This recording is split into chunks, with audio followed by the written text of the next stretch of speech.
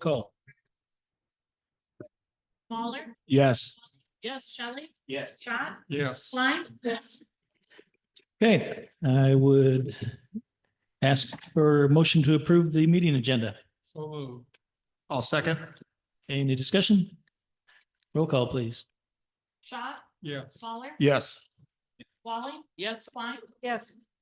Okay, old business, item A, fiscal year 2026 budgeted franchise fee discussion with affected parties. We would ask if you want to step up to the podium, you need to state your name and address for the record. So, Sven, you want to start us off? Motion in a second to open Okay. up discussion. Okay, Motion to open up this. Second. roll call. Shelley? Yes. Klein? Yes. Mahler? Yes. Walling? Yes. Schott? Yes. Thank you. All right, so I think yesterday, kind of a continuation of last week's council meeting on this topic. Really starting with the renewal of the Mid-American franchise fee and discussing exemptions on that franchise fee. And also kind of taking both of the franchise fee exclusions or rebates into the same conversation, same resolution. So last Monday, that issue was tabled to this special meeting.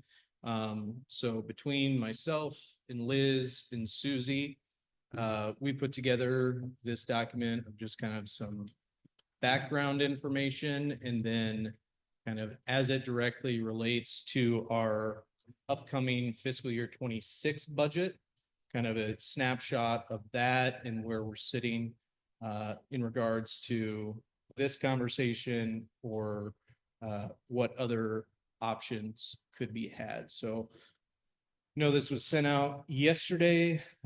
Hopefully everybody got a chance to review it.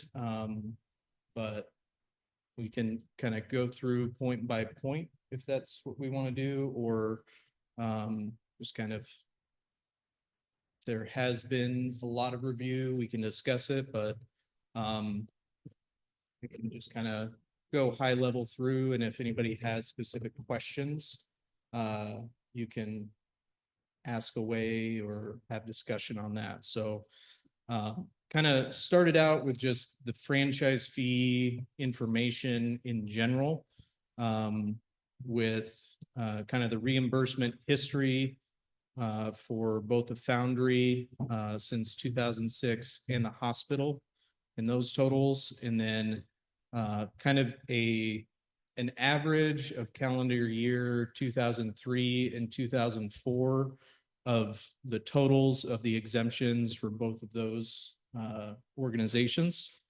And then our current Mid-American exemption list would include all of our city accounts, the school district, Dallas County Hospital, Dallas County Engineer, and the ambulance service building next to the hospital.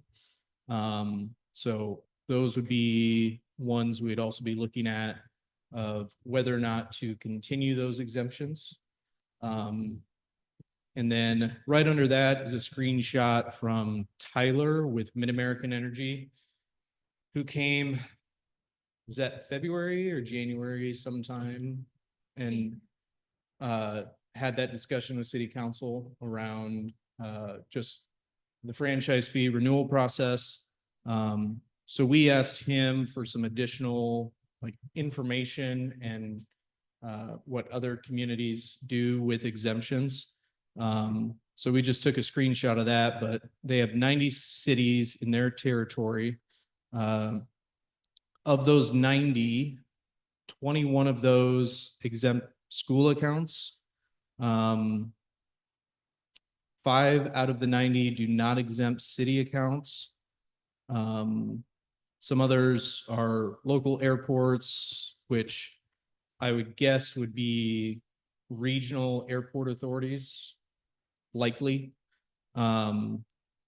Treatment plants, and only 2 cities, including Perry, exempt the local or county hospital accounts. or local hospital and county accounts. There's a few other one-offs in there, just depending on the community and their situations.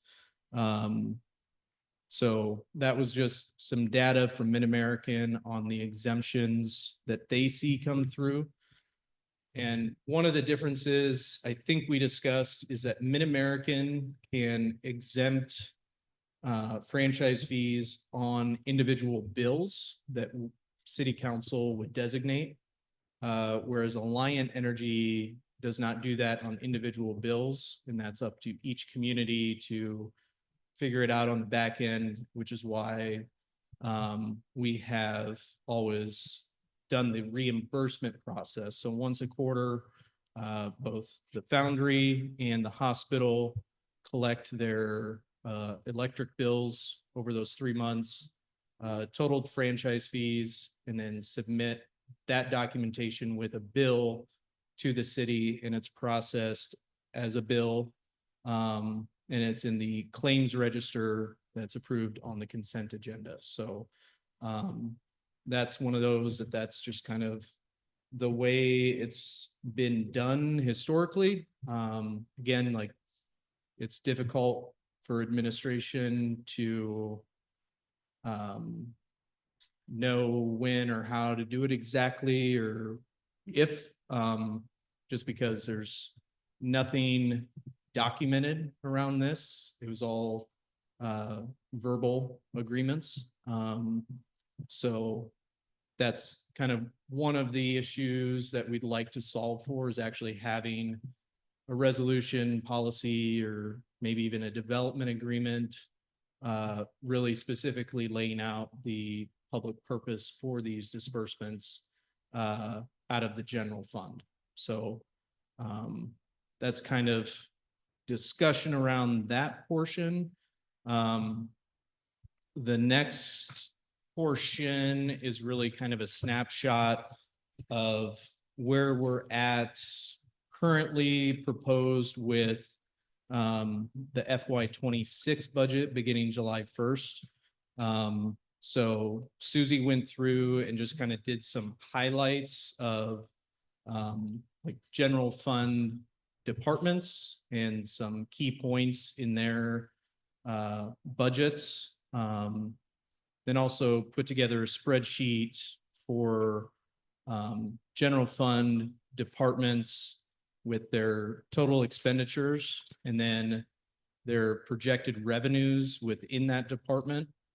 And then kind of the far right column is what would be subsidized by property taxes, fees for service, other general fund revenues. And you can see the current budget shortfall of about $83,000 down there at the bottom. And that, so Susie, do you want to talk about that? Or are there questions within that? Like very, very high level, like this is not an in-depth budget workshop by any means, but wanted to kind of give some data and information on what some of the highlights of these general fund departments and their expenditures are. So you want to? Yeah, and for the general fund, which contains the majority of all the departments, the only other ones that wouldn't be in the general fund would be wastewater and street department. But for the general fund, total operating expenditures projected to be a little over 5 million. Some of the departments, like the rec center, their general fund budget is around 795,000. The parks is around 337,000. Library is around 401,000. And then the police department, that's the majority of the operating costs in the general fund. That's a little over 1.4 million. So if you look at that chart, and please, my God, don't even look at my typo. I'm really embarrassed how I spelled subsidized, but if you'll see, like, the police department, like, even though their expenditures are like 1.4 million, their revenues are only about 110. So like they are subsidized by other departments by about 1.3 million. The majority of the revenues come in as general government, which are taxes, franchise fees, hotel motel tax, things like that. So if anybody has any questions, I can elaborate a little further.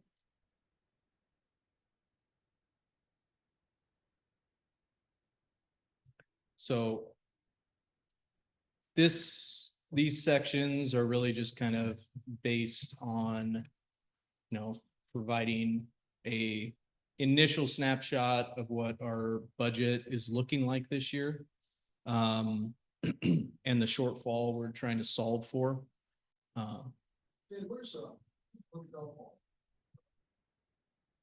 Hotel Pattee. Yep, that's funded out of local option sales tax. So not in our general fund, which is like the 810 property, well, what was the 810, now the general combined general fund levy. So no property taxes go to the hotel in current budget or next budget. It's just local option sales tax, which is separate funds that are restricted to different things like capital expenditures and maintenance, things like that. Yep. Local option sales tax. Yep. Yep.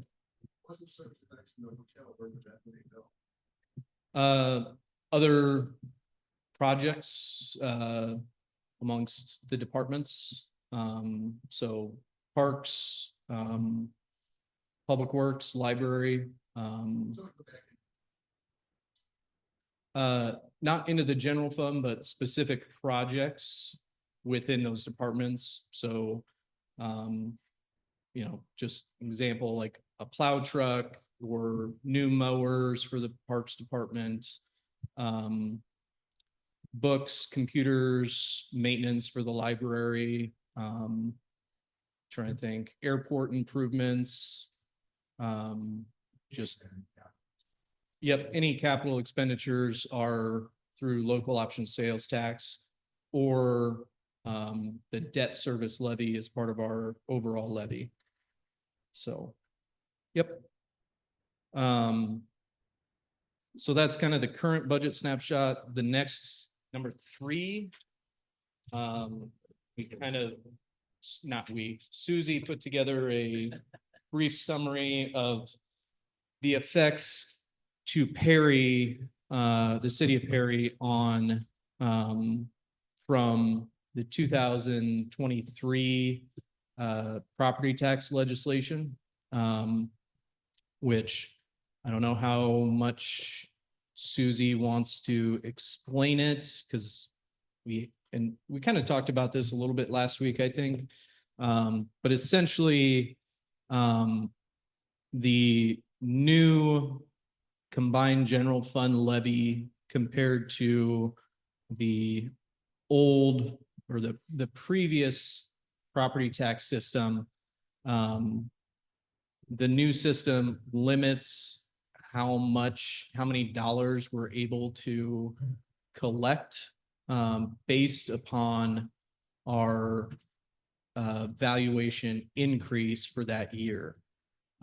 So in the top portion is kind of our current combined general fund levy. So you can see for our current fiscal year, our valuation increased 1.0384%, which put us into the 2% growth limitation on the dollars we can collect. So that combined general fund levy went from $8.50 and a half of a cent to $8.34, which limited that general fund revenue to an increase of 2% from the previous fiscal year, which left us, compared to if we were able to actually utilize the natural growth of property values as well as new property tax value, or so new construction, new projects, things like that. This current year collected $31,748 less than we would have under the past property tax system. So for the next fiscal year, we grew too much at 1.0279%, and the cutoff was 0.275. Is that correct? So we were just barely over the increase in taxable valuation to be able to have a 2% general fund growth. So that knocked us down into a 1% general fund growth, which then reduced our levy to $8.25567 cents. So this year, compared to FY 24, we are collecting $48,791 less under the new property tax system than we would have under the previous property tax system. So that's, I think, just information and a point that new property tax legislation from 2023, which last Thursday, another new property tax bill was put out. So League of Cities is going through that and trying to decipher it to give us some sort of a tool to like do budget forecasting based on those new formulas. So not sure how that will shake out, but did want to point out just the level to which that's been impacting our general fund budget. And again, going back to previous page, you can see all of the, well, probably under the beginning of number 2, the general fund highlights. Those are kind of the most significant or most outfront general fund departments solely. So the rec center, parks, cemetery, library, and then police and fire departments. So that's kind of a snapshot of the effects of that legislation, and kind of to help show that under the previous property tax system, we would, well, it's hard to say what we would be looking at, because under the current system from 2023, any new growth that the city has is factored into that valuation increase versus existing value or new value. And that's part of what the current property tax bill is looking to fix. Because you can see here with a valuation increase at 0.0029% over the allowable threshold, we lose an entire percent of what we're able to collect, or what we're able to grow the general fund and try and keep up with general inflation, let alone trying to provide salary increases to our employees and provide cost of living increases. So kind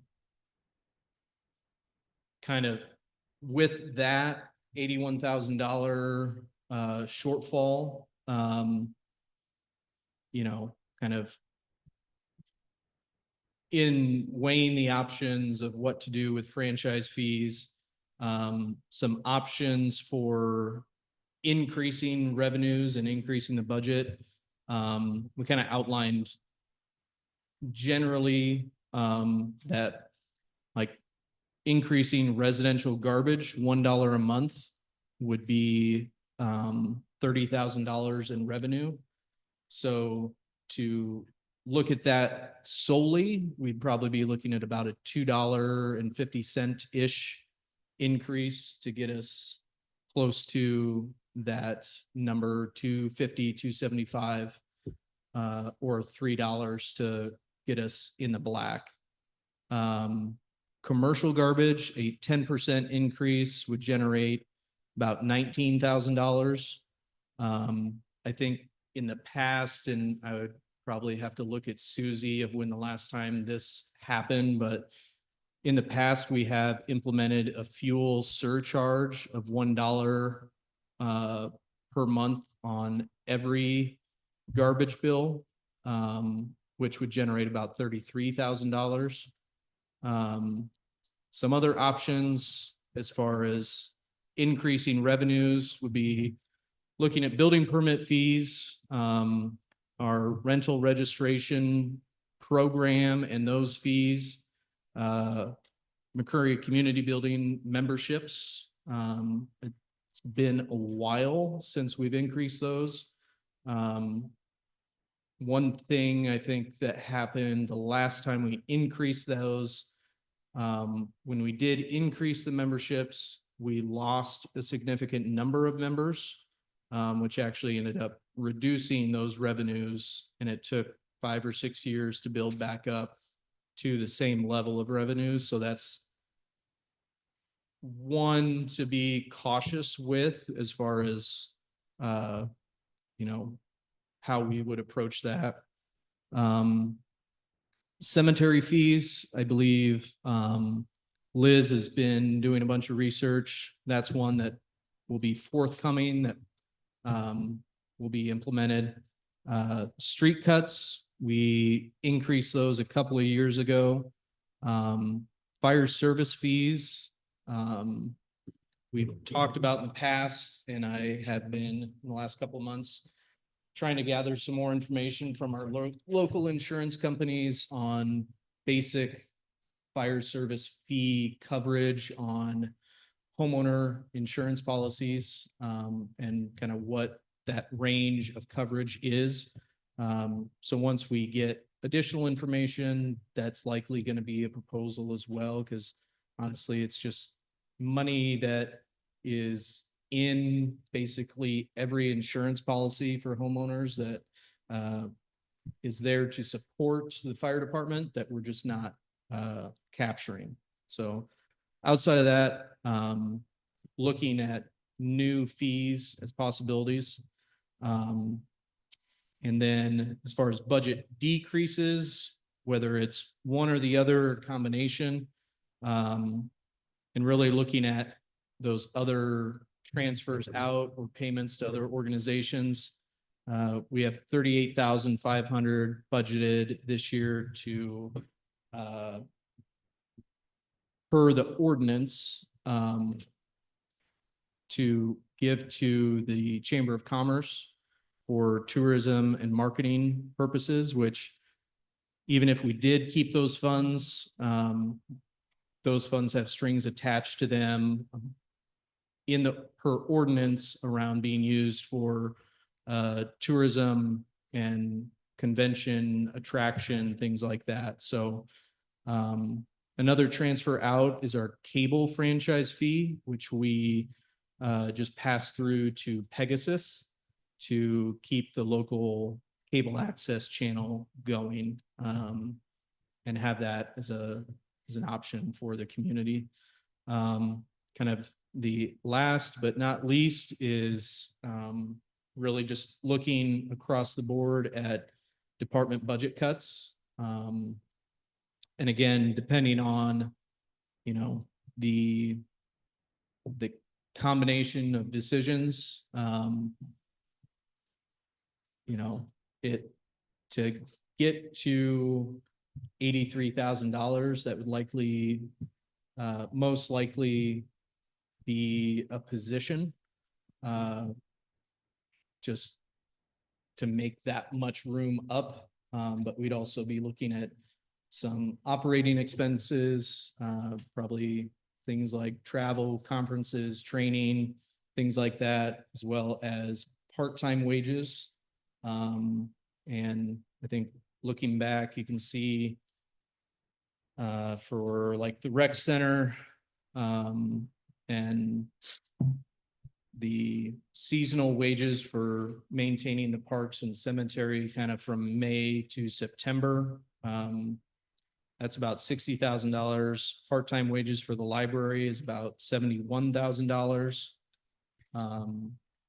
And again, like there's a lot of others to dig into, but those would be affecting the operations of the city if we get into full-time, part-time positions or, training, things like that. And would probably affect the level of service we're able to provide the community. So not saying that there's no possibilities within that, but there'll probably be visible effects to budget cuts, and not saying in future years, not sure, again, with current legislation, what that will come out as. But like none of this is off the table for future budget years as well. So kind of the ugly truth of where local governments are today and making these decisions, I can assure you, City of Perry is not the only community facing these decisions this year. But these are kind of the effects of that property tax legislation and really the reliance on property taxes, which I don't think anybody around this table is, a proponent of increasing taxes. I don't know anybody that runs on a platform of increasing taxes, but at the end of the day, that's one of our primary revenue sources, and to provide the services that our community expects. That's decisions that have to be made. So then in the PDF, you should be able to click on this link to the Iowa Utility Association that outlines franchise fees in every community in the state of Iowa. So that's just additional reading and research to keep you up at night. So that's high level overview of this document. Again, just trying to provide some bulleted information points on, where we've been and where we're headed and some of the impacts and options we have for us this fiscal year. So any questions on this information or comments?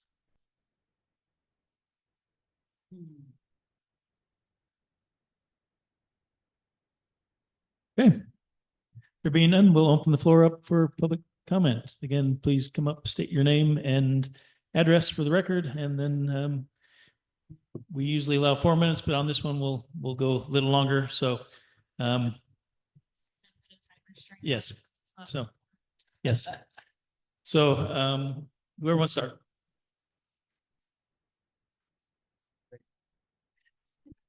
All right, I'll talk loudly. Can you hear me okay? All right. So my name is Kevin Levinger. I'm the CFO here at Dallas County Hospital here in Perry. My address, you know my home address? Or, no? Okay, you know where I'm at. That's good. So I think. Sir, you don't know where you're at. What's that? Your address. Oh, you want my address? Yes. Okay, well, I live at 4704 Northwest 13th Street in Ankeny. So with that, I think, first, just want to say thank you for giving us the opportunity to join today, listen in, and give our feedback to this as well. I understand the situation that we're in. Obviously, as part of the community, we're all in this together, certainly. So can appreciate where that's coming from. I think we just wanted to give a little bit of context and background from our perspective with the hospital, the challenges that we see as well. The city's obviously been very generous over the years to us through this means, and of course, many other means. We appreciate that partnership. So for us, I think the things that I would highlight are, we operate essentially a break even as our goal from an operating perspective. We are also in a position where we are very reliant on tax levies to support our operations. So when we see cuts coming like this, or reductions coming, if you will, like this, then it affects our ability as well, particularly because we're also in a similar situation, looking at what are the long-term ramifications and changes to property tax valuations. That's obviously going to hit us as well. So with that in mind, we also deal with a lot of federal programs that support our operations. Similar circumstance there, a lot of uncertainty about what the future looks like. And so again, I think on top of looking at this reduction to us, looking at the increase that we're seeing from an energy cost perspective of about 15% going into the next year, all of this adds up to be fairly material to everyone, I understand. So I think the other thing I would share just as well, things that we do in the community, we look to get back as well. We do our mobile food pantries at the hospital. We have our blessing box there. We have a number of just different specialty clinics that we provide to the community as well. Some of those break even, some of those don't break even. We've got about 20 different specialists that we bring from other communities here to make sure that we have access to care for the community. Again, even though those particular lines of service may not be generating income for us as a hospital. So we have to look at kind of every dollar of operations, just like this council is as well. And we have to balance that out. I would also highlight, when it comes to the community, we give about $250,000 annually to members of the community that are in a financially disadvantaged position, and that would cover services for them in the hospital. Again, that's about $250,000 annually. We also got $1 million annually that we're not able to collect against. So again, when we look at the communities that we're in, and the economic realities that we all deal with, those are things that kind of drain on us as well. So when we look at this type of an adjustment, the thing I would say is just this also, much like you described, also affects our ability to go out and procure new equipment. We obviously pay our providers at a wage that has to be competitive with the metro as well. So we're like everyone, we're in a difficult situation. So again, I think just wanted to give our perspective on this. We understand the city's position, but wanted to express kind of how we're affected economically by these changes. So, any questions? Would you be able to kind of, I think all of us live in city budget world and have a good understanding of that, but could you kind of give an overview of the county budget and kind of, what's your tax base, and then, what are other sources of funds that come in? Because like we have road use tax that can only be used for the street department, and, sewer funds, storm sewer, different buckets. So Yeah. just kind of curious of how that works for the No, hospital. that's a great question. Somewhat similar, I would say, in structure. So we have a general levy that we're able to do from a property tax perspective. And then we have, since we're a county-owned entity, we have IPERS as part of our program. So we pay that to our providers. So we end up levying against that. There are other taxes that we levy against as well, such as FICA. So there are a number of different buckets, if you will, when it comes to tax levy and how we're able to go procure against them and where we're capped. So we have limitations as well in terms of how much we can do on certain elements of those buckets. And then obviously at the end of the day, we're also limited in terms of what our rates are that we can charge. So as an example, we've held our tax rates as a percentage levy flat for the past 4 years. So certainly some limitations as far as that goes. As in terms of how does the county budget process work in totality, and certainly we are fortunate that we're part of a Dallas County, which has a large population base. So that helps support our community as well. But I think like everything else, we're looking at what are the limitations to that. So as we think about our operations, again, we really look at, are we able to operate the hospital essentially to break even, right? So tax levy, kind of all those elements help us maintain things like the hospital, building new structures, remodeling new equipment, nursing staff, kind of all those different things. But when it comes to the day-to-day operations of the hospital, that comes back from volume going through the hospital. And really that's where we look to kind of maintain our ability to break even. Okay. So your tax base is the entire county? All of Dallas County? So we are a county facility, so all of Dallas County. So I think, when we look at kind of how we levy that versus what our peers levy that as well, we're significantly lower than, I think, going through that number, I think we're 40th out of 44 county hospitals in terms of the rate at which we levy.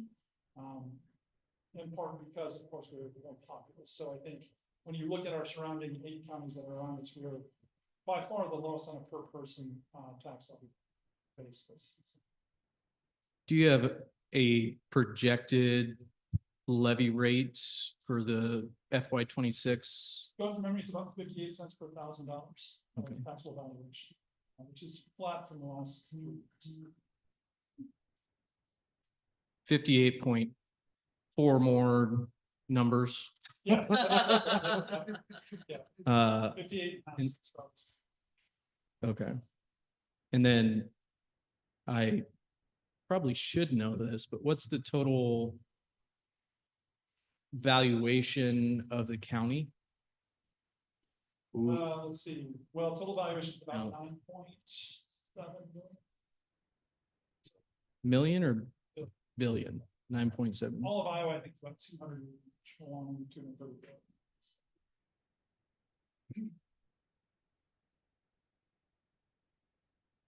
Okay. I think at the assessors meeting, they said it was gonna be 11. For the next fiscal year? Or, Total valuation. okay. It's gone up. Well, quite a there's bit. total and then there's excluded for TIF and things like that. So that's probably Yeah. the taxable. So, Okay. um, Another, anybody else? I got a couple questions. Yeah. 250,000 annually in gifts. Can you give me an idea where that goes? so Like what, $250,000 is that programs? Tell me what that is. That is free care or reduced rate care for individuals that come to the hospital that are below a income threshold. Okay. So financial assistance to families. And do you know how much of that is Perry residents versus Dallas County residents or? It's, not off the top of my head, but I would tell you that we are limited by zip codes to, I want to say 4 or 5 zip codes that we're able to come in and run that to, but it's a knowable. Okay. And the million that you mentioned, that's accounts receivable that you don't get paid on, that Correct. people just bounce on? Yeah. Okay, cool. And then blessing box, I'm not familiar with that. What is So that? outside the hospital, there's what we call a blessing box. So Okay. there's food that's put into that blessing box that residents can come and pick up anytime. Okay, so that's a community program. Or do you guys fund that or is that? We provide the food associated with that. Okay, cool. Through donation. That's all I have. Oh. Okay. Okay, thank you, Kevin. Thank Next, Hello, I'm Derek Van Kirk with Progressive Foundry. Brother Kirk and Jackson too are the owners and operators of Progressive Foundry at 1518 First Street.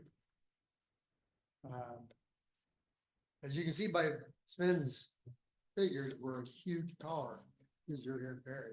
We are the biggest, probably the biggest in the county, I'm guessing. I don't know that by fact. When you melt the casting, it takes a lot of power in order to make iron into molten metal. Okay, and it's how we make our product. It's how we stay competitive. Okay, I want to paint the picture how this started back in 2006. Ben was talking about. Butch and I had a meeting when this started. It was a short conversation actually, and it was, like Ben said, it was more of a handshake agreement. He understood what power meant to Progressive Foundry and how much we use. Okay, because it's how we make our product. He knew it meant us being competitive. Okay, we had a conversation. He said, "Tell you what, I'm going to leave this bill exempted." Okay, we have 3 other bills, electric bills and all our gas bills that we pay the franchise fee on. So we're adding to the franchise fee, just not on this one bill. Make sure that's clear, so you understand we're not exempt totally, okay, just on this one bill. If you can follow down with the bullet sheet out. Butch and I had that meeting, and then everything went fine all the way to probably last fall. We quit being reimbursed for the amount that we were paying to Alliant from the city. So I called Sven and said, look, you know, what's going on? And he said, tell you what, let me come up there and let's have a meeting. I said, okay. So it was a meeting a lot like me and Butch had, you know, and the way we left it, and it was last fall, I don't know, October or something like that. I don't remember. It was late October, early November of 23. Was it that? I thought it was Yeah. last fall. Because I think the conversation, I want to say we met in early 23, because late 22 is when we updated our Alliant franchise fee. So that kind of sparked some conversation then. So we met 2 or 3 times in 2023, Okay. and I'm then, thinking the last time then was Yeah. last fall. Yep. Anyway, the agreement at that time that I understood was, if we keep donating money towards city places, like we have been doing in the past, as you people probably know, then we'll just keep going as we're going. Okay, so we signed up, my brother Jackson signed up to give another $75,000 to the Hotel Patty, which we started. Paid the first 25 toward it, and we have 2 more years on that agreement. Okay, but, and I'll get into more what we paid towards city services here in a little bit. But we agreed on that, so everything went just fine. Okay, till last week, we got a text from the mayor, okay, just basically stating that, you know, this was gonna be up to talk about. Wanted to give you a heads up, due to legislation limiting property tax, the city working on alternative funding for planning to eliminate franchise fee exemptions for fund areas 1 currently. You can discuss with Savannah, right? We found this out, this was at 3:10 in the afternoon, the day you were meeting, so that's why we're having this meeting now. So I appreciate that. I guess what I'm trying to say is, it was very late in the stage, we didn't know it was gonna be actually voted on. Otherwise, we'd have been there and been prepared at that time. Okay. This is a cost that's very sensitive to us. It keeps us competitive with other communities. It's a direct cost to of us making a cast, directly goes into cast, okay? It keeps us competitive with people in the state of Iowa, keeps us competitive with people in the nation and worldwide, because we compete with India and China all the time, okay? And you can imagine what their power is, okay? The state of Iowa does not even charge us sales tax on this, because they also understand that in order for us to be competitive, and this is all foundries in the state of Iowa, in order for us to stay competitive, they don't charge a sales tax on this power amount. Okay, so we're exempted from that, and we have been exempted on the city end too, on the franchise fee. There's 3 other communities that have foundries here, so I looked them up on the internet. We compete with the foundry up north in Webster City. Their franchise fee on their electric is 0%. Their franchise fee on their gas, 0%. Okay, we compete with them. Fairfield, there's a foundry there that we've competed with for years and years. They are 1% electric, 1% gas on a franchise fee. I don't know if they have something worked out with the city too on top of that. I wouldn't know that. Okay. Preston, there's a foundry down there. They are 1% electric, 1% gas also. Okay, just something to note there. Franchise fees in other communities in Iowa, similar to Perry. Just kind of look down the list and pick some out that were similar to Perry. These do not have foundries in them, but again, Adel, 0% electric, 0% gas. This is franchise fees. Boone, 1%, 1%. Carroll, 1%, 0% gas. Denison, 0%, 1.5%. Polk City, 1%, 1%. Story City, 0.0. Perry, 4.4. Gives you an idea what we're having to do when we compete with other people within the state. Okay, that 4% gets added on to our power bill, and our power bill is over $2 million. Okay, we're a huge user, as I said. Alliant, as you people know, gave a 19% increase last October. Okay. So the figures that you see some spend are gonna be 19% and 4% on top of that. Huge cost cuts. Huge cost. It's, again, it's what keeps us competitive but not competitive. Okay?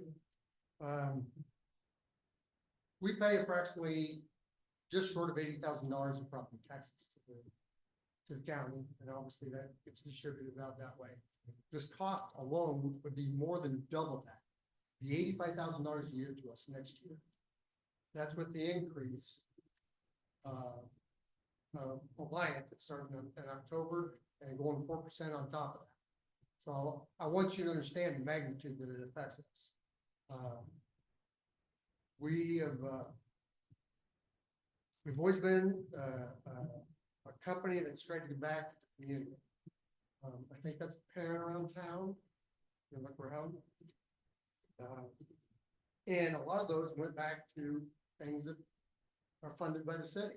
Okay, Hotel Patia, I mentioned that earlier. That's not the first time we've donated for that. We did another $50,000, I think, just 3 years ago. Okay, it might have been 4, something like that. The Prairie Community Building, we've donated over $100,000 there. Firefighters Association, I think we bought the Jaws of Life. Okay, at least one of them. I don't know. It was part of it anyway.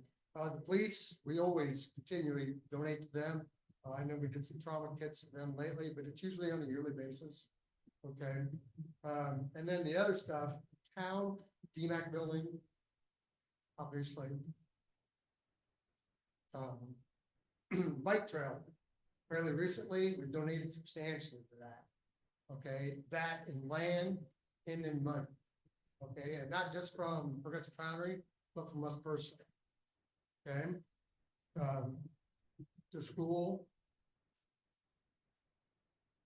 Dallas County Hospital, Hometown Heritage, Arthur Prairie, Chamber of Commerce. I go on and on. The money we give, it was 1.3 million over the last 15 years, and that money went just in Perry. Okay, we don't give the other communities. It stays in Perry in some type of entity in Perry. Okay, we employ right now 91 people here in town. We're in the city limits. It's probably the second biggest, except for the school system. That's what I'm guessing. Been here for a long time. This would hurt us right where it hurts. This cost would hit us right where it hurts. It really would, just because of the amount of power we use. We feel like we already pay our fair share, and the other bills that we pay the franchise fee toward, the other 3 electric bills and all the gas bills. And we were a substantial gas user too. We laid off that so we could have this one exemption. That's what I'm asking for you people today. Still. Kirk Jackson.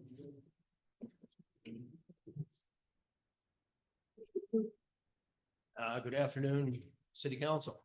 Kirk Van Kirk, Progressive Foundry. The city of Perry has been very generous to us. We can't say enough about sacrificing Second Street so we could expand our operation.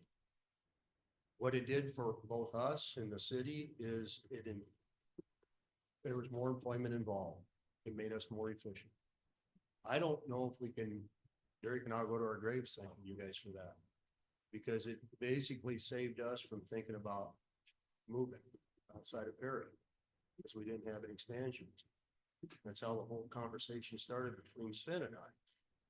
But you guys bellied up, you had some great ideas. We can't thank you enough for that. Also, on the other hand, we give to this town heart and soul. I don't think anybody would disagree with us that we appreciate the ability to be able to do that.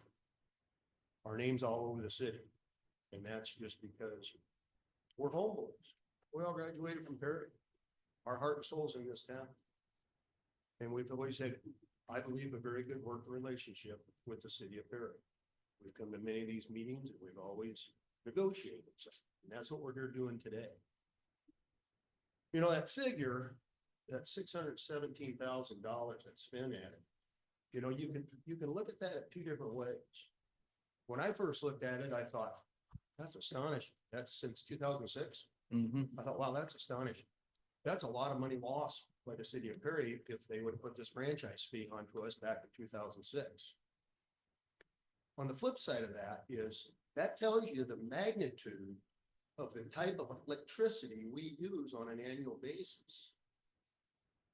It also tells you, or on the flip side of that is, Derek's figures will show you that we have given approximately $1.3 million to this community over the course of 15 years. That doesn't go back to 2006, that goes back to 2011. In addition to that, we started a company called Pete's Machine. Very few people know about it. It's right across the street from Progressive Foundry. We employ 5 people there. When you start a business today, there's a lot of hand-me-downs, isn't there? I mean, that's what the industrial park's about. We never once came to the city and said, you know, how about some tax deductions? How about some rebates? How about whatever? It entered our mind, but we're homeboys. We don't do that. Now, hopefully, we have 5 people employed there right now at Pete's Machine. We see that thing growing to 15 people in the next 5 years. And we're just tickled thinking about it. Some years ago, when Butch and Jay were on the board, I voluntarily annexed in 200 acres into the city limits for an expansion of a housing development that someday may come in fruition, may not. I don't know. It may not happen in my lifetime. But Jay, this goes back how far of a relationship we've had with the city. But Jay and Butch didn't convince me, but talked to me about pros and cons of that being in the city limits. Here again, I'm a homeboy. That is a taxation, property taxation down the road for new homes. That will happen someday. And Sven still pokes me about it a little bit, but that's a whole different discussion. But that's something here again that I personally volunteered to do because my care and our care for the city. So what we're asking here is, with all the facts and figures in front of you, Derek emphasized, and I'm not going to so much, he emphasized how much this cost is going to be absorbed by us. And if we have to start cutting somewhere, I don't want it to be the same. I want to keep that money here. And the next generation coming up is every bit about it, if not more. So please consider all of this when you guys are thinking this through. One other thing I might add is, here's how I see this. The governor's purpose is to cut taxes, to cut property taxes. Isn't what this is all about? And shit flows downhill. So now it's down into the local governments. But I don't think her intent was for local governments to add on taxes. Everybody's gonna have to cut. We got to cut. So the full intent from the state was, we're gonna cut taxes. And, you know, they're still on that bandwagon. So the local governments, Sven mentioned, we aren't the only one in the city of Perry. Everyone's got to look at cut. But to add, you call this a franchise fee, I'm gonna call it a tax, okay? Because it's voted by you folks back in 2006, and again today. When Sven mentioned 90 cities that had franchise fees, out of the 90 cities, I wonder how many of them had foundries that had, you know, that the electricity bill was such a cost to us. So it's an uneven playing field. But anyway, I want to thank you all for your time. Thank you.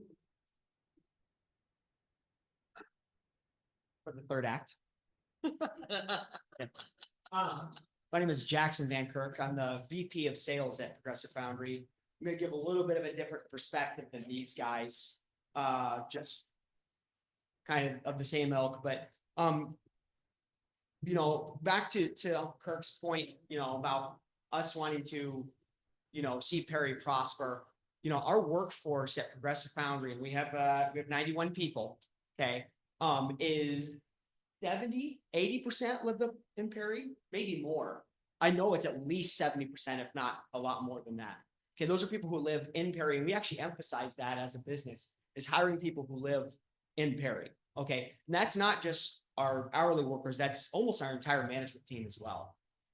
Live in Perry. I'm actually actively trying to move back to Perry because I want to be a part of this community. Okay, so that's something in mind. That it is actually an initiative of our business that we try to hire people who will live in Perry, be a part of Perry, and pay property taxes in Perry. Okay,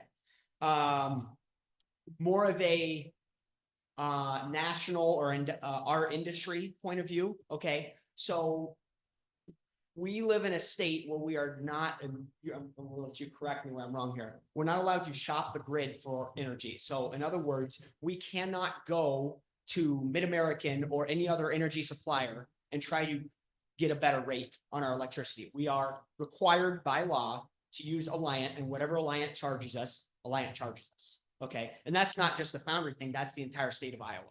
Okay, we live in Pennsylvania. Okay, our direct competitors in Pennsylvania, Ohio, Indiana, okay, they're able to shop the grid. Okay, they can get contracts, they can get better things. Okay, and their energy costs are less than half ours. Okay, compared to Rust Belt states, less than half. Okay, that's just, and again, Dad said it best. We can't emphasize enough how big of a deal energy is to our business. It's a huge deal. It is our number 2 cost driver of our entire business. Okay. So we're kind of stuck. We're just stuck with what Alliant tells us to give. You know, they just gave a huge, like a massive 19% increase last fall that we're already dealing with. Already been doing that. Okay. Lastly, okay, the last time we gave a price increase, 2023, to our customers, we actually lost a major customer of ours, Ingersoll Rand. No, not just a major customer of ours, a number 1 customer of ours. Okay. Because they decided that the price was enough and they're going to go to China. So they went directly to China, which we compete with. And that's kind of more, you know, macro scale economics, but they up and took, you know, millions of dollars worth of business to China. And we're still reeling with that right now. We last fall, we were very slow. You know, we actually had some down days for the first time since 2008 because of that. Okay. So we're doing some things to make sure that that doesn't happen again on our side and being as cost competitive as possible.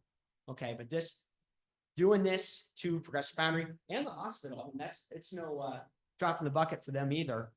Okay. Would be a major deal for us. Huge impact to our business. And we're seriously considering, if we have to do this, we have to do something unprecedented in our industry, and we have to create an energy surcharge because our energy rates are so much higher than our competitors. Okay. And I don't know. I don't know what's going to happen with our customer base if we ask them to do that. Okay. Again, just in on a positive note, thank you for you guys, what you do. We do love this town. As part of the 3rd generation of our business, you know, I plan to continue what these 2 guys and my grandfather, Pete, have done. Okay. Because I'm going to be here in Perry. Okay. I plan to run this business as hard and as good as we can and employ people here in Perry. Okay. Questions? Jackson. Yeah.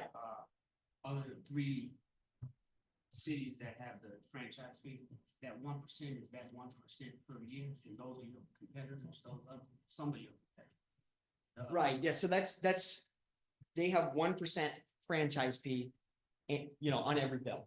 So every bill is 1%. You know, we did not look up. There is another foundry in Sioux City, another one in Keokuk. They're just kind of further away, so we don't compete with them directly. There's also aluminum foundries. Okay, but we did put towns here that have our direct competitors with us and what their franchise fee rates are. Again, it's very highly possible that those towns have different deals with those foundries, because when you're talking about a foundry and we're letting you into our world, energy is big to us.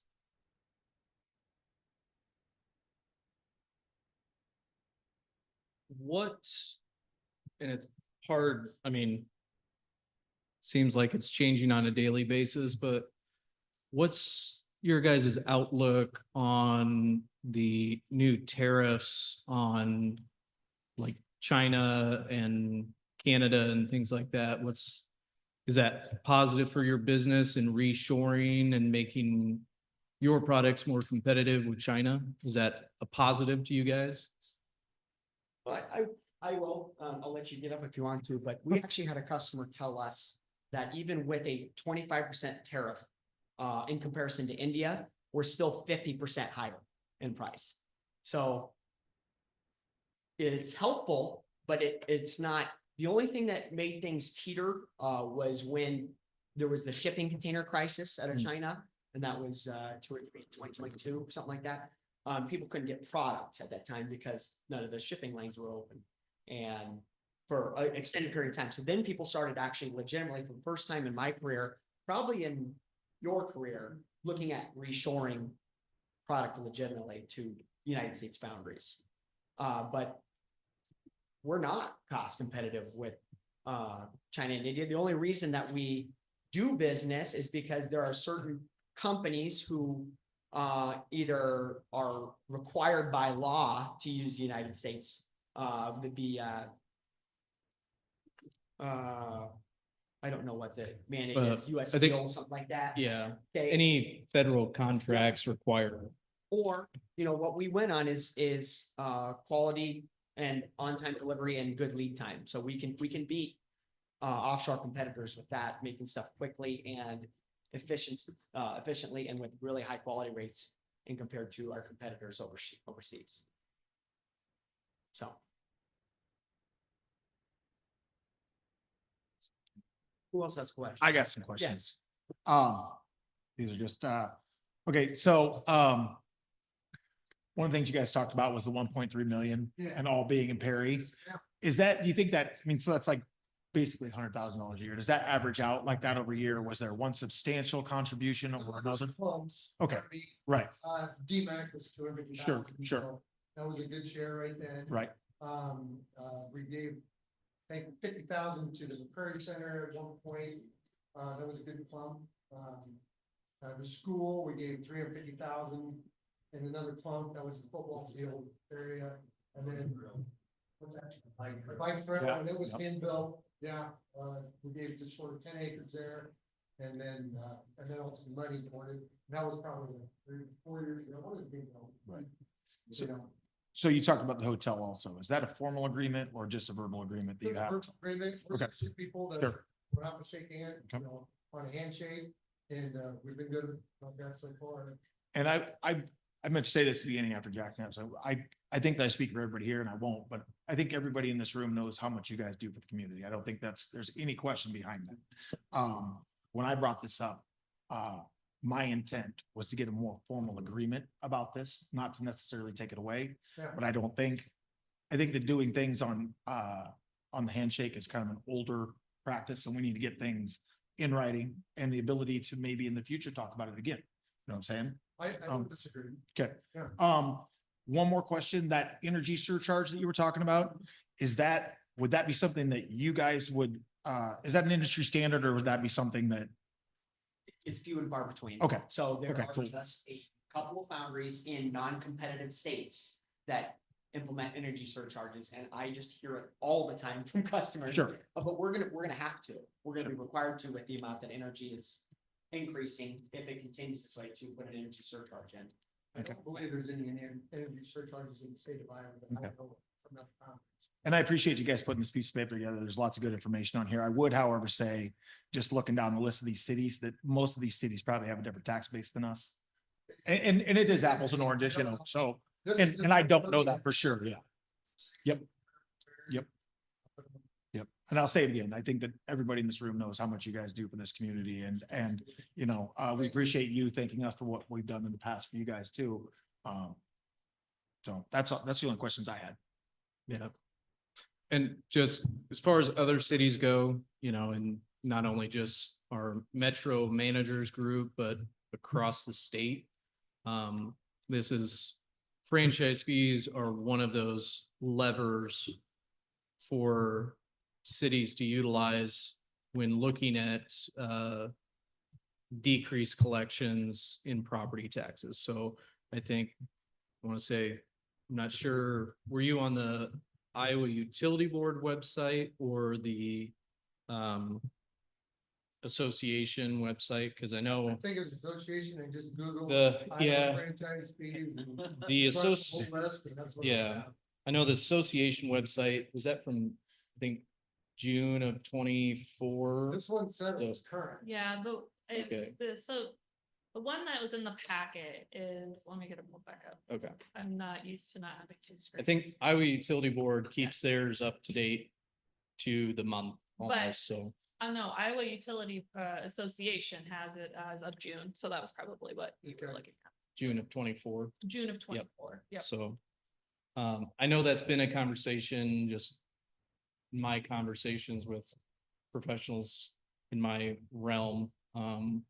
So it's one of those things that communities are having to look at.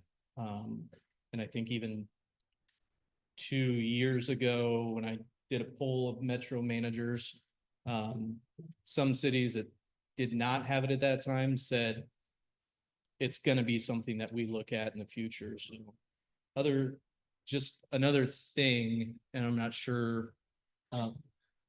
Sure. What we don't know is franchise fees. Posted on the website is there's general agreements like what we're trying to make here. Let's say a good, for instance, is John Deere and Cedar Falls. Don't know if Cedar Falls, more franchise fees or what. But let's say they do. But they can have an exception to the rule, because John Deere's the wrong one. Say, Mhm. So it doesn't tell us, is what you guys be clear on. You can see the franchise fees of all the cities, but you can't see the exceptions that they've made to some of their businesses or communities. But they've done. So that's what we need to add about.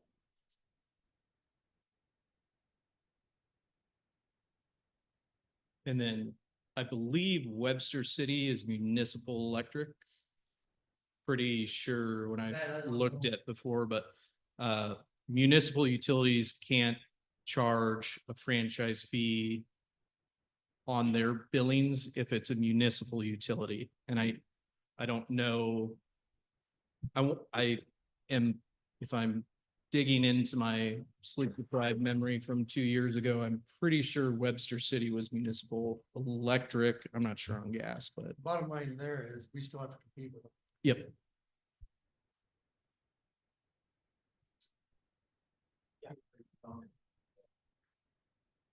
Oh, yeah, so, we have a, friendly competitive relationship with the founder of, Webster City, but I called her and asked her if Webster City had any franchise fees, and she, had not heard of it. Because, yeah, they had, the city has never considered something like that throughout the county. She lives in Webster City too, Mm. so that's just something that their city has done. It's just not put on any franchise fees. So she was like, I didn't even know that was a thing. That's very scary. That's what she said. So, It is profound. yeah. Either on your own, or I don't know if there's an Iowa Foundry Association, but like, other like ABI, Association of Business and Industry. Have there been conversations with like the utilities themselves or utility board in the state to try and even out rates between providers? Because I mean, I know there's a We're- large difference between Alliant and Mid-American rates on electric We're in a and, group with Foundries, they're basically in the Rust Belt area. okay. Indiana, Ohio, Pennsylvania, Wisconsin, Minnesota. And we compare rates that way. And ours is by far the higher rate. In line. We average 12 cents a kilowatt hour. That's normal. That too. A lot of places that we compete against are in the 5 to 6% range. But they can also, as Jackson said, buy on the open market. So we're stuck with Wyatt unless the state of Iowa changes those laws. what I will say, just as I think about it, the last, I'll say 10 years for myself, but probably even longer than that. Foundries west of the Mississippi River have been closing in droves. So there's not very, you asked about an Iowa foundry group. There used to be a very strong Iowa Foundry Association. In these states where we're further from a lot of our customers who are in Rust Belt, further from shipping lanes, higher energy prices, the foundries have struggled. So we've had to find creative ways to be competitive in the United States market with our direct competitors, which are typically in the Rust Belt area. Mhm. So we are definitely on the western edge of the foundry world. There's not hardly any foundries west of here. So.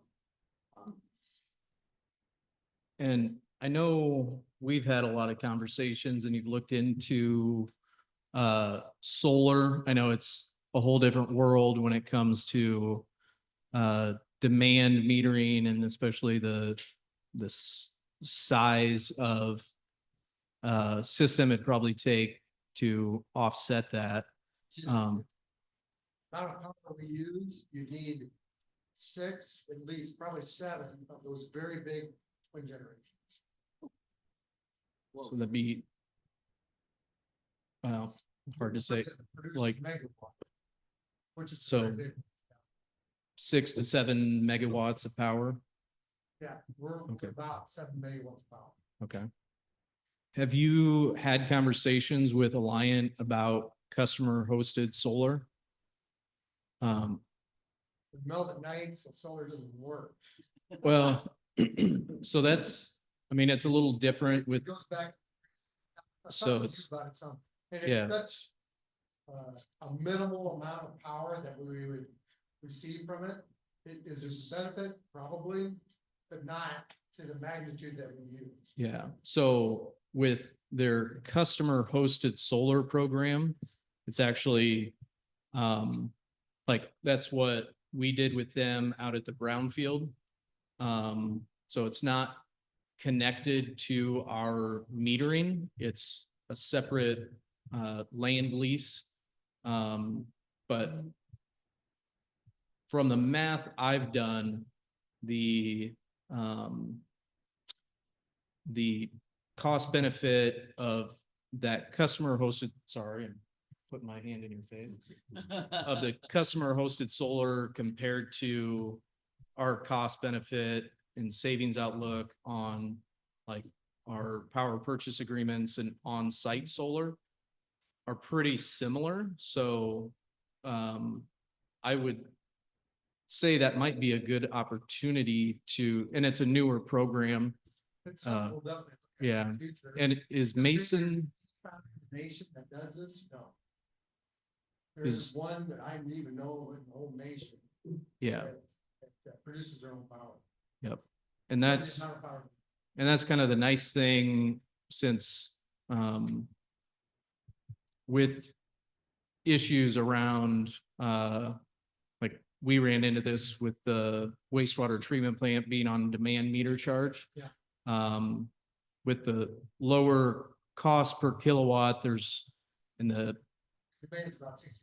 like, yeah, so Believe me, that was a struggle there. The company we went with got a, I think USDA grant to help offset some of that cost and bring it down. But the customer hosted solar program with Alliant is very different where it's not connected to your bill. It goes straight onto the grid. But you get the offset is through the land lease, which basically equates to the savings on the solar. So is your account rep Mason Adams?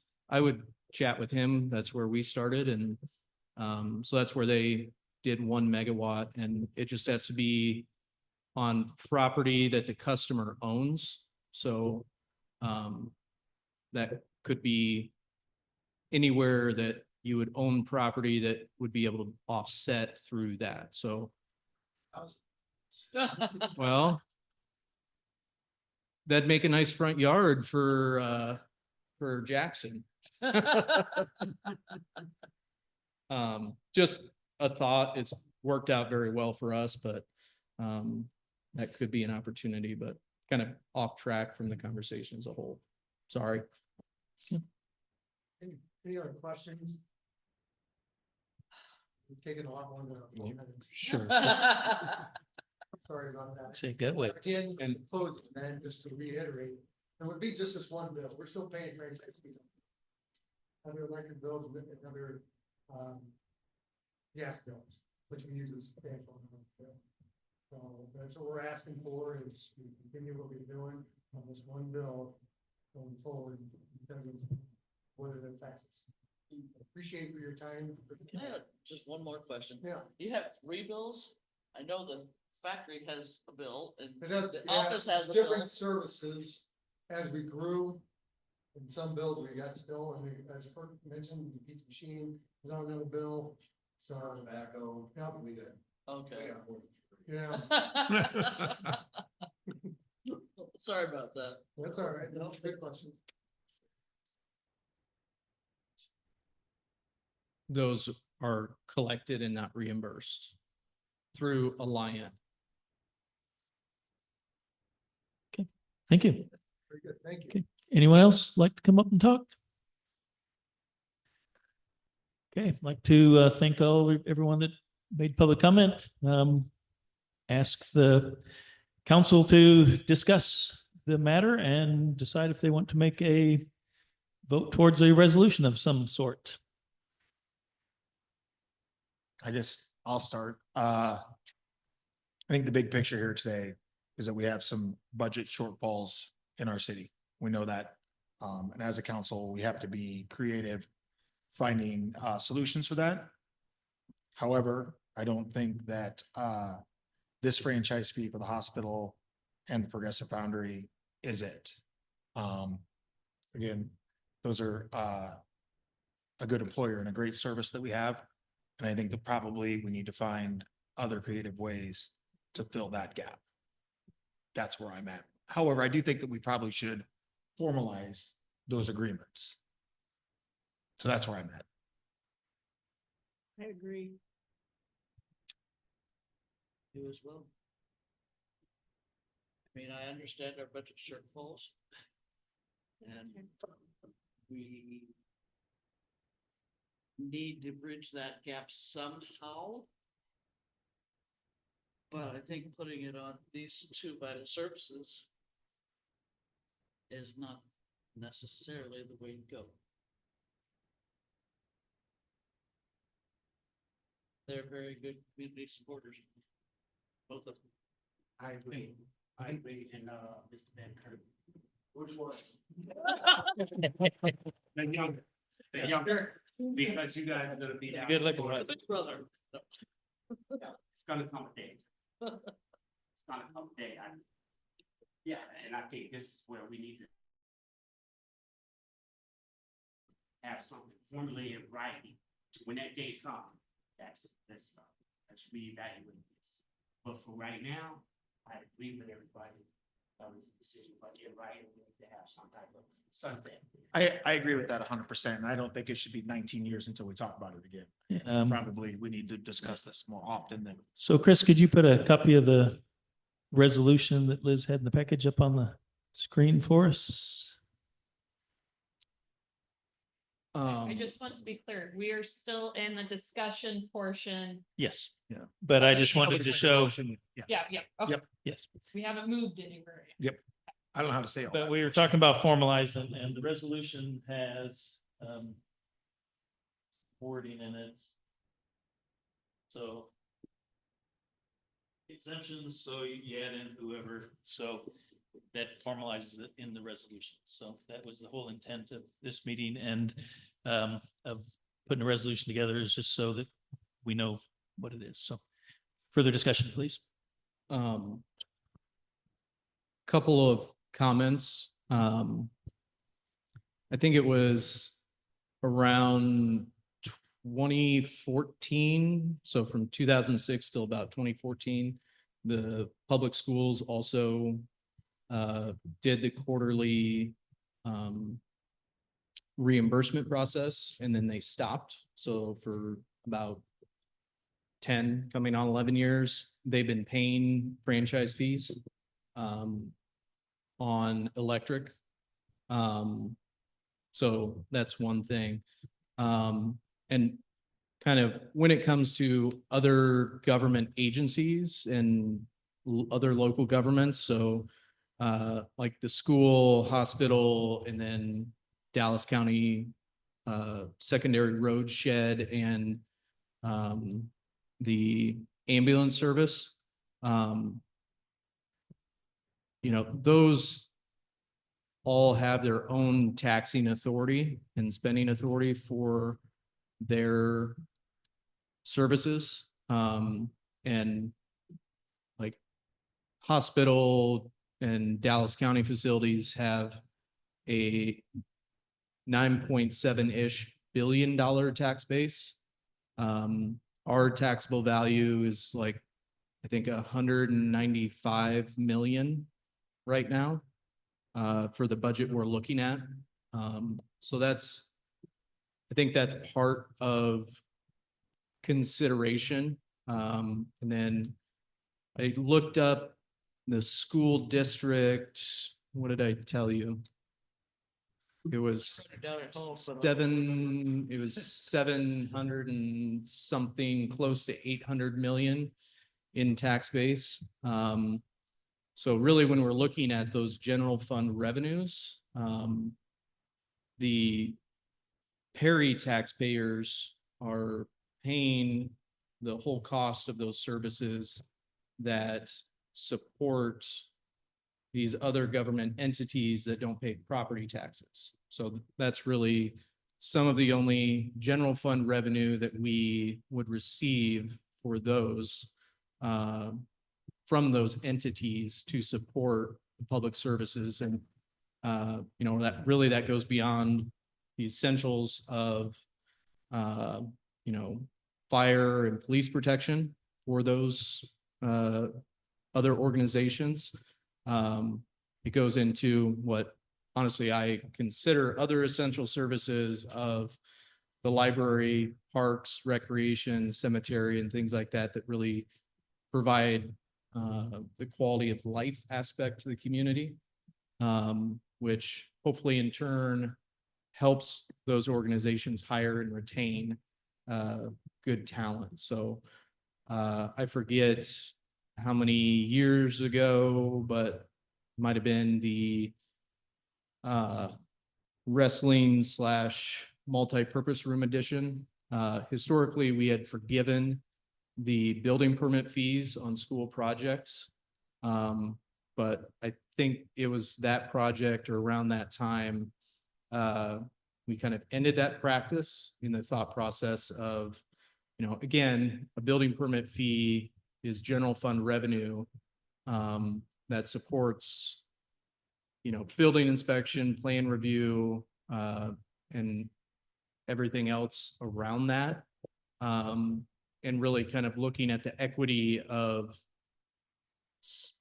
City of Perry tax base and residents or taxpayers shouldering the cost of those costs, shouldering the burden of those costs offset by either the entire school district or the entire county with their taxing authority. So that's similar, but another example of the similar kind of fees that we do charge the other taxing entities just as everybody else, because those are services we do provide. And if we don't forgive those fees, then those fees are spread across the entire taxing authority of those entities.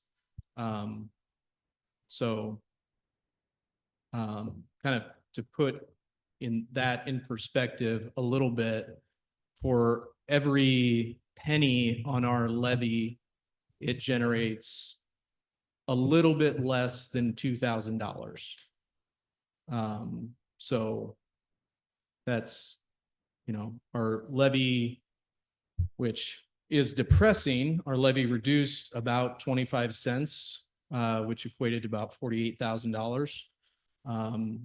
So, you know, and I don't know how good you are at mental math, but I don't know what $10,000 would have an impact on your levy with a $9.7 billion tax base. Probably a lot of decimal points out. So, that's been the thought process with some of our other fees and building permits specifically, and looking at that, you know, the services the city provides to those other taxing entities, and kind of at least paying something into the services that are provided. So that's part of that equation with school and county facilities. But that's just an example of a historical thing we've done in that context of really looking at Perry's tax base versus the school district's tax base, or the county's tax base. Granted, this property tax legislation has affected us all. And I think it's a crappy sandwich that we all need to take a bite out of. So that's part of that thought as well, and consideration for council moving forward in this decision. But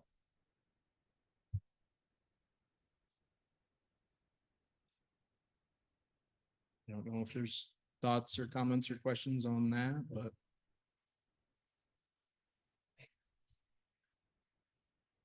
it's up to the mayor.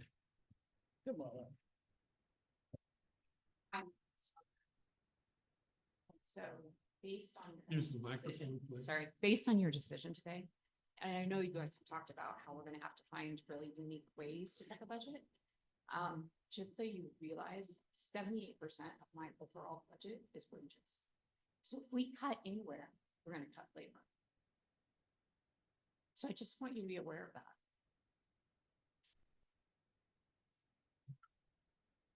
And the services that will.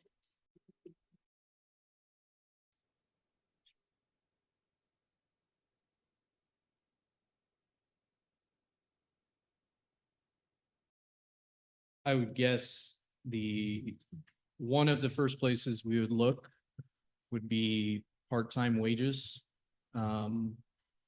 Which would likely, that's what we really rely on, part-time labor for, you know, the additional hours that our public services are open.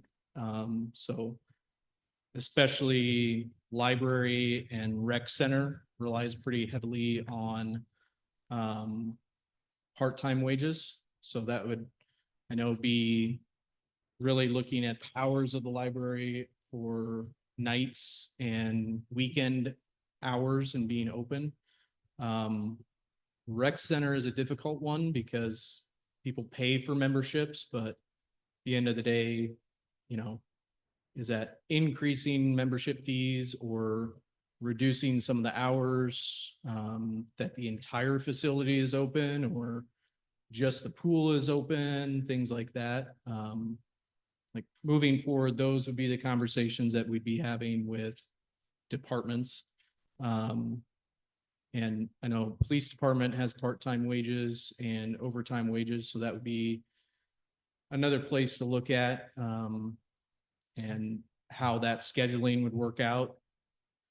Not sure. So those would be the next set of conversations we would have to then bring something back to council to consider. But all that would have an effect. Also seasonal labor, maybe with the parks department, not having as much help to keep up with mowing and maintenance of our parks and the cemetery. So those are the type of things that, you know, we've historically, coming back, Susie's our historian with her years of service. But in the 2007 or 8 through 10, 11, the budget was cut in all places. So there's really, not much fluff or, areas to look at other than wages. And again, looking at $81,000, that would be also assessing all of our full-time positions as well. You've also listed a bunch of budget increase options. Yep.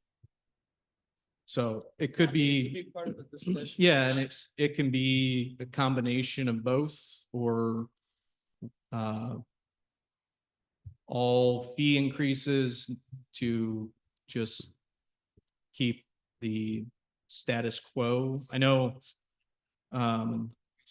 with going through the budget this year, Susie with departments and everybody, there was no additional asks of increasing things outside of just kind of trend data of, to everybody's point, electrical increases, power increases, and that kind of ebbs and flows with weather patterns every year. Sometimes we get a year for a mild winter that really helps on the heating side, but that usually turns into a very steamy summer that our electrical goes up to cool our buildings. So, those are, again, just some of the further discussions that we'll have as administration and department heads, depending on which way this goes. Another note, probably, the industrial park is served by Guthrie County REC. And we've never engaged Guthrie County with a franchise agreement. But with the growth we've had out there recently, there's another shell building. We have some other prospects. We've started discussions with Guthrie County about the process of implementing a franchise fee out there. So that would be another part of the conversation of, what percent would that be and how do we want to approach that? Is it same 4% on electric that the rest of the city is in, or something different, or kind of how that would work? So, and in that, I've asked for some like billing data to be able to kind of calculate what possible revenues would be. So hopefully we get that back soon for this budget process. But again, that's a 3-4 month process to have those conversations and implement that. Okay, further discussion? Okay, so we can either have an action to approve some sort of a resolution today or table it till next meeting, which I think Susie kind of would like to get an answer so we can get our budget finished up.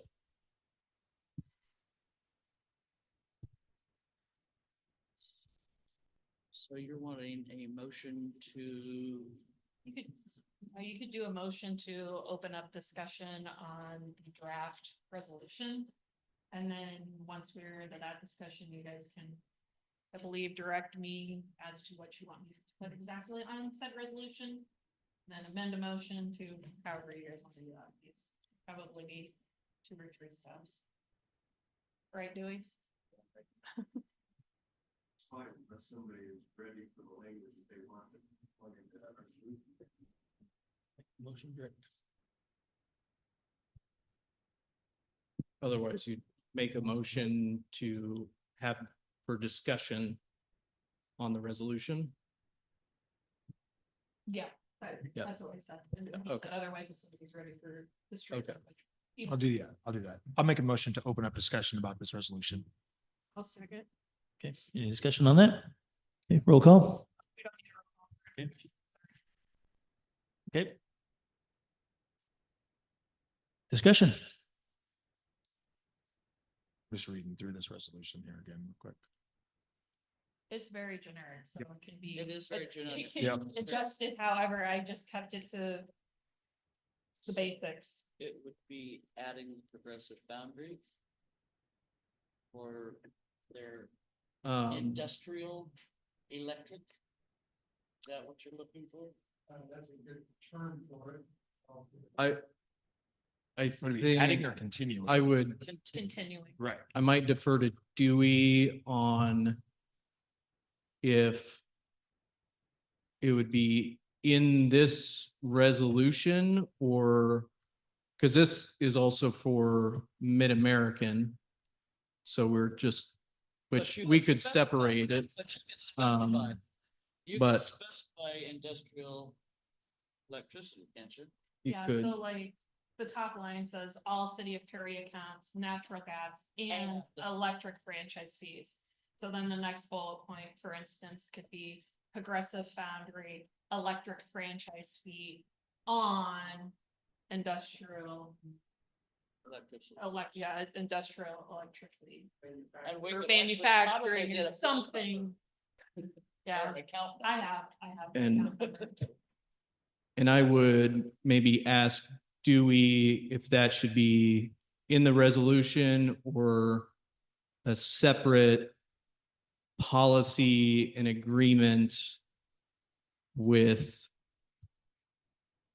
individuals. I've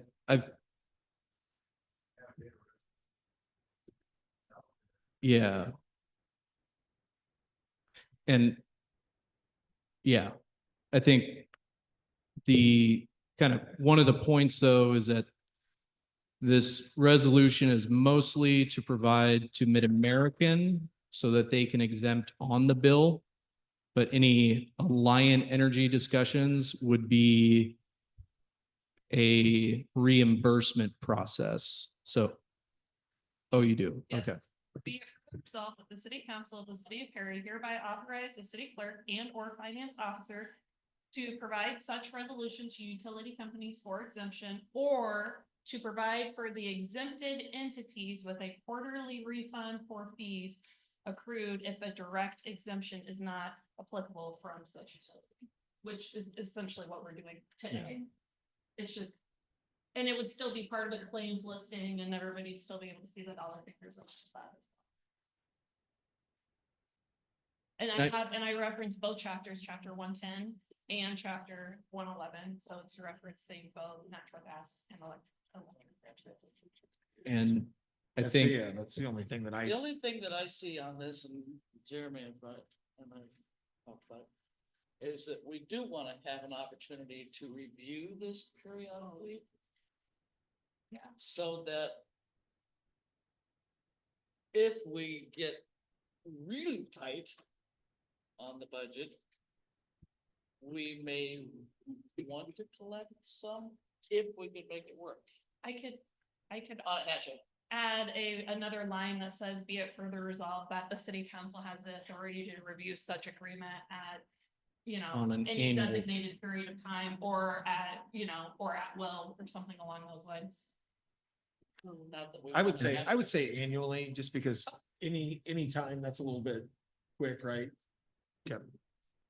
and I don't know, I know the last time we met, fall of 23, and I think Josh may have been there. I don't remember that far back. We had discussed like phasing in franchise fees over a period of years, and Jackson mentioned that last week as well. Is that something that would be helpful to be able to plan. Okay.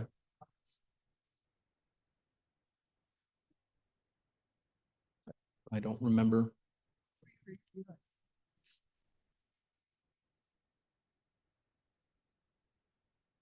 Okay. I guess, But I think it's realistic, since we don't know what the government is going to do to us. another question I've had is, what is the Foundry's fiscal year? Is it calendar or October? May through April? How about the hospital? Their fiscal. Like, yeah.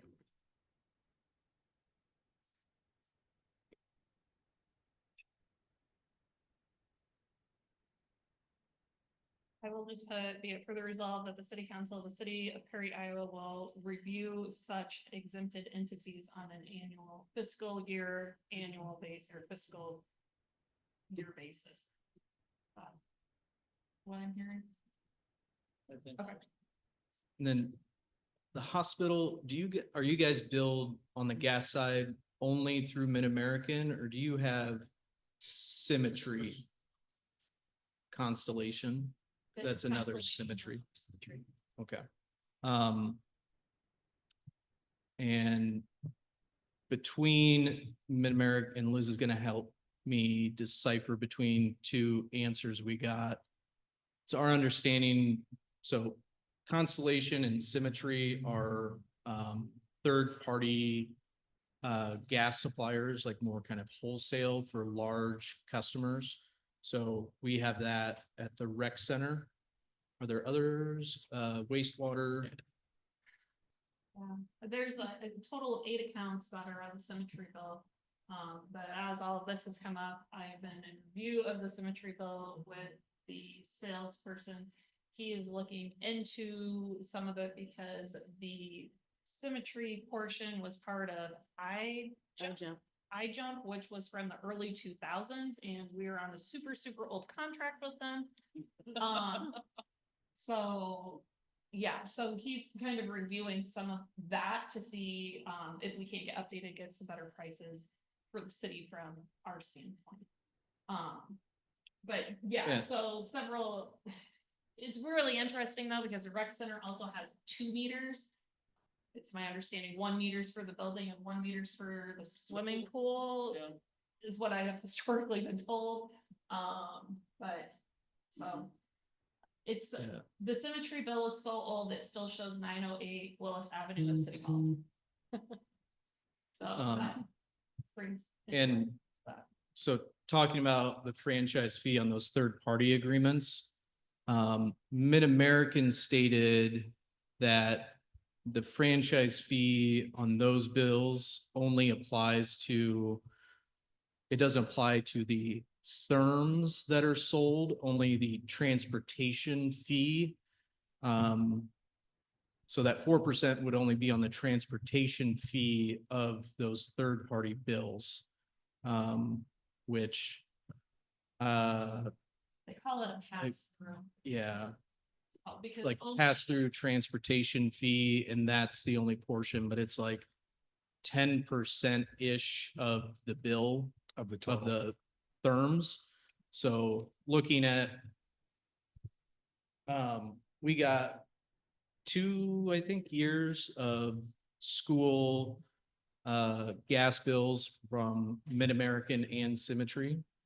And totaling those up at 4%, it was gonna be between, I think 1 year was like $3,300, but it might have been a cooler year or a warmer winter. So that could be from $3,000 to $5,000 a year on the gas side for the schools. Which isn't a lot, but as we're talking about other outcomes of the discussion, every dollar makes a difference.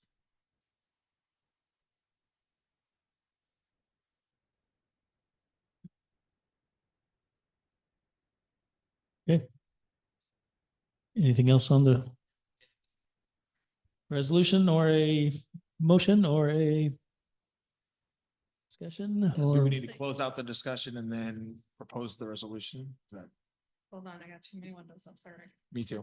I'm doing the same thing, So I exactly. have a Mullard motion to open the discussion on the resolution, second by Klein. So I think somebody could, at this point, you can either amend your motion to, or somebody, no, we don't need to amend, right, Dewey? Somebody could just make a motion to tell me what to put on the resolution. Okay. For exemptions. You- Okay, not the verbiage that you just put in, right? I have that in there. Okay. I can add that. If, I mean, you could say I motion to exempt A, B, and C with such exemptions being reviewed on an annual basis. In a second. Continue current exemptions, Yeah. so I don't have to do A, B, and C, is that, okay? It- All right, I make a motion that we can continue the current franchise fee exemptions with the ability to review those annually.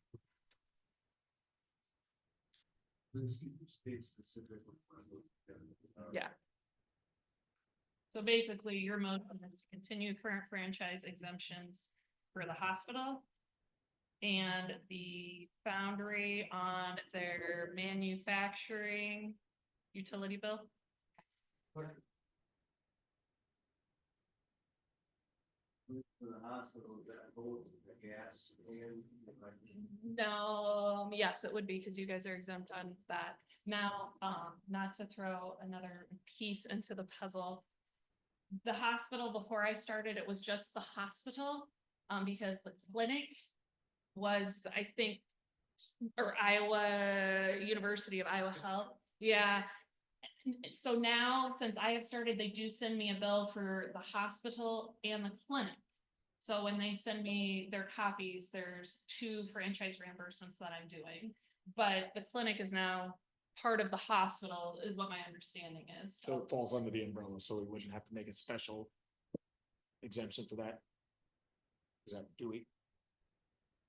That's why I'm asking. Yeah. I wanted that resolution to name exactly what you are exempting. Or not. Okay. Good. And the clinic. Yeah. Most- Yes. Continue current. Progressive Foundry, hospital and clinic. Yeah. Yes. Okay, so then on the resolution, I will then restate.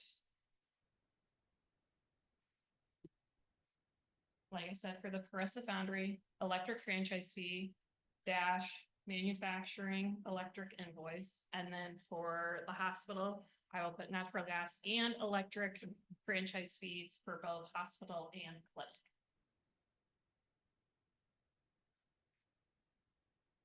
Well said. Which is a Now continuation. that she is, let's see if I can remember what I said, Jeremy. Okay. Do we have a second? I'll second. Okay, further discussion? And so is that, are you including the Dallas County engineer for secondary roads? No. Ambulance service? And then school district? Was there?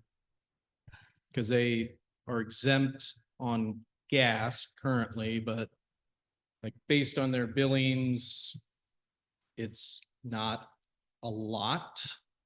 But helpful. And they haven't been reimbursed for.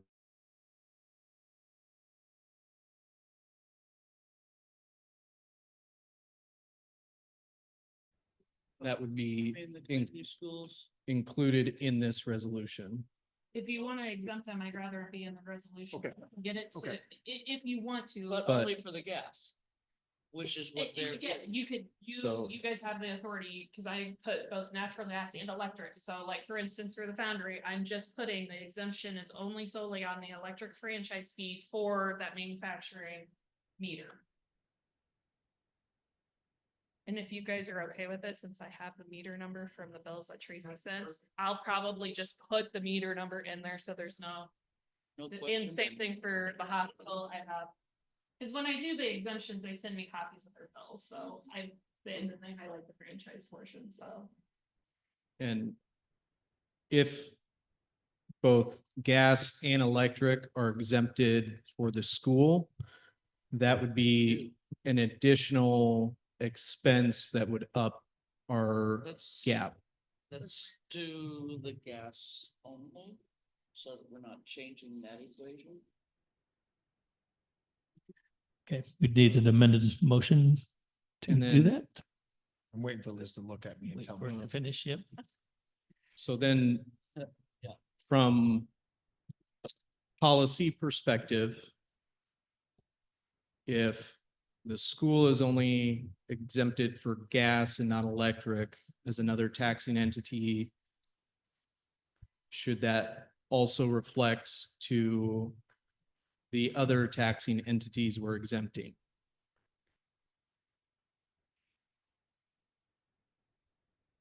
Because if the school is only exempt from gas, but then the hospital and Dallas County facilities are exempt from gas and electric, is that a fair equation for all of those other taxing entities? Are we still in the discussion portion of this? Mhm. Okay, so I would say that we're not changing anything on the franchise fee exemptions today. With the exception of making these things legal and giving ourselves a legal opportunity to discuss it annually. Annually. Can you write that? Sure. Because I do think that there needs to be more discussion about the Dallas County shed and those things. I don't think we have, I don't know about everybody else. I know I don't have time today. So what you're saying, Jeremy, is basically everybody that's on the Mid-American exemption list be added to my resolution to continue to receive such exemptions. Correct. And with the Perry Community School District, since they're already not getting the reimbursement for electric, I'm not gonna list that because they're not getting it now. Correct. So the school district for natural gas, engineers and the ambulance service would be the other three entities listed. Okay. Is that what you're saying? Yes, Okay, and only on natural gas? yes. Okay. Now, let me ask you this, we'll review such exemption on a fiscal year basis for the city. Just because I have a standing resolution list of reoccurring resolutions, I will probably pull this and put it sooner, like in a November or October timeframe, so that we're We not, have when time. we're Yep. reviewing this, we're not punching it up right to budget schedule. Thank you, Liz. Everybody's okay with that, so Yes. like this next review might be more like 10 months rather than a whole year. Works for me. Yep. All right, It's not Okay. good to write a budget.